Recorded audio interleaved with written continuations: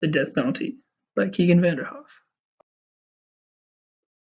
So I have a definition of the death penalty right up on my intros, and my definition of it is when somebody gets legally charged with a serious offense, and this will also be known as capital punishment. And then the points that I'm going to be hitting on within this presentation is the history of the death penalty, some information on the United States within the death penalty, how people feel about the death penalty with some statistics in it, how it might deter some people, the cost of it, and some pros and cons of it. Now, some history on the death penalty. It was found at its earliest date within the 18th century before Christ. Now, in this time period, it was found in the Code of Hammurabi of Babylon for 25 different serious offenses. It was also found in the 14th century within the Hittite Code. It was also found in the 7th century within the Draconian Code of Athens. And it was found within the 5th century of the Roman law of the 12 tablets. Now, the first time that an execution happened within the United States was actually when we were in the colonies. And it happened in the Jamestown colony in 1608 to Captain George Kendall, and he was executed because he was being a spy for Spain. Now, some information of the death penalty in the United States. Right now, 33 states use the death penalty, along with the US government and the US military. Now, the most common form of execution is lethal injection, and some other kinds of executions is hanging, electrocution, lethal gas, firing squad, and nitrogen hypoxia. Now, with these other different kinds of executions, it is under certain circumstances, and one of those circumstances is if you were put on death row before a certain date, you could be given the choice of a couple different ones. It differs state by state. A lot of states solely only use lethal injection. Lethal injection is where the administrators of it will put in a mixture of chemicals to slowly kill somebody. But also within these chemicals, it makes it so that the person doesn't feel any pain. And nitrogen hypoxia is the deprivation of somebody's oxygen and replacing it with nitrogen. Now, nitrogen hypoxia is found to be inhumane, and there are different statistics and conversations about how it is inhumane and why it isn't a good source of an execution. Now we go on to how some people feel about the death penalty.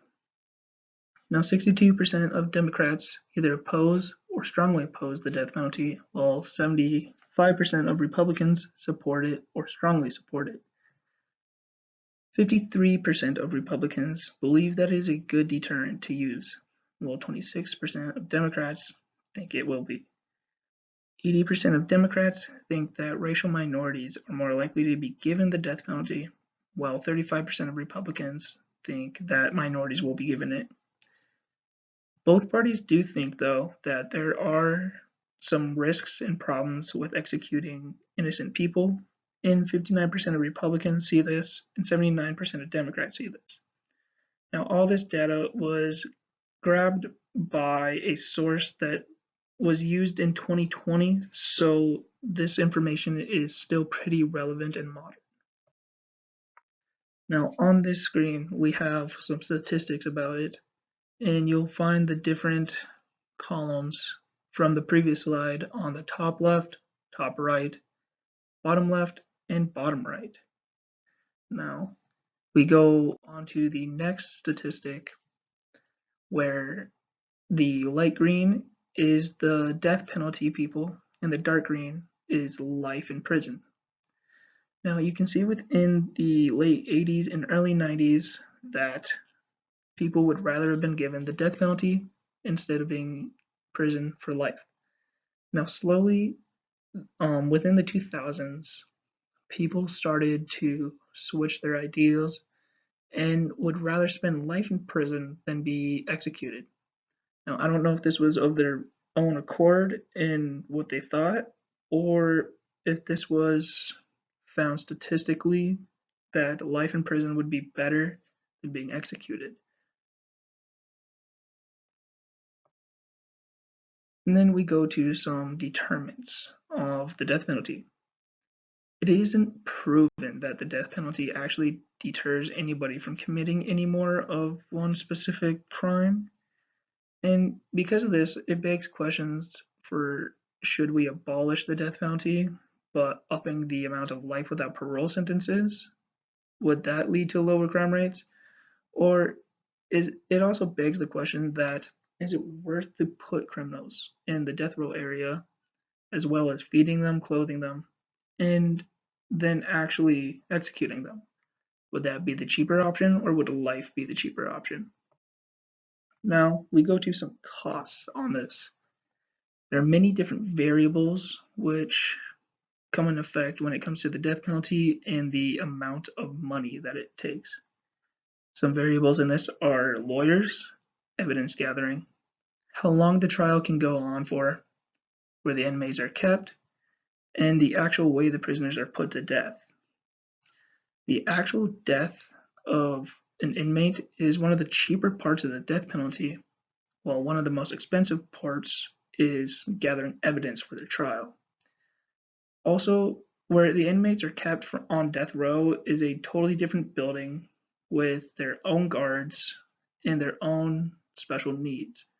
So this is a whole different cost area to a normal prison, which can also make it expensive. Also, the death penalty has to go under a state's highest court. Some states can pump millions of dollars into just the trial alone for the death of an inmate. And I don't know about the inflation from back then to now, but Ted Bundy's execution actually costed 5 million tax dollars from United States citizens. And then we go into some of the pros of the death penalty. So one of the pros of having the death penalty is that it can get rid of some of the worst humans of history has ever known. And obviously, I think this goes without saying, but that's a good thing for some of those worst criminals. But what happens if a criminal is mentally insane, where they could plead insanity, or they actually are? Is that, you know, can we put somebody to death like that? And that goes within saying that that's a hard question to answer. Another pro of it is that the death penalty is supposed to deter other criminals to commit the more serious offenses. But like I said earlier, it doesn't actually show any real statistics that it really deters anybody from this. And a third pro from it is that some families do get some semblance of closure from watching or hearing somebody die that committed a serious offense. Now we go on to some cons of the death penalty. The first con of the death penalty is the legality of it. Like I said, could somebody plead mentally insane? And if they are mentally insane, is it still okay to give them the death penalty, or should they go to a mental ward, or should they just be under supervision? And that ties in to another con, which is the morality of it. Do you think the government and people should have a say in whether or not somebody lives or dies, or not? Another con of this is just how expensive it is. Like I said earlier, some states can put millions of dollars just into the trial alone, and that's without feeding them, clothing them, moving them to special housing, and actually administering the execution. So it's just a lot of money to actually execute somebody, but also at the same time, it costs a lot of money to put somebody in prison for life without parole. And then the fourth one will be how the time that it takes from the start of somebody's trial all the way to the execution. These can take anywhere between a few days to weeks to a few years. Now, here's my conclusion. The death penalty has been around for thousands of years, since, almost the time of civilization. And it's shown that there's very few benefits, but there's a lot of detriments to it. There's a lot of legality and morality to it, and the cost that it takes to the U.S. Citizens. It's ingrained in society that it's kind of an eye for an eye punishment, and people want other people not to commit these crimes.